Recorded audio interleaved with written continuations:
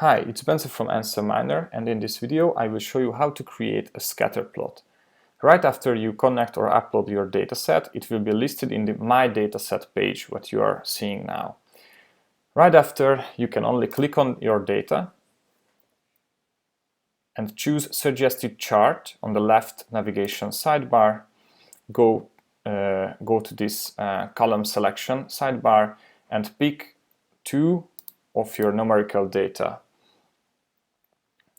AnswerMiner intelligent algorithm will quickly create and suggest visualizations based on your picked columns, and right after you have your scatter plot.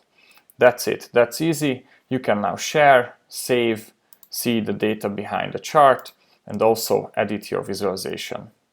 Good luck and have fun in data exploration.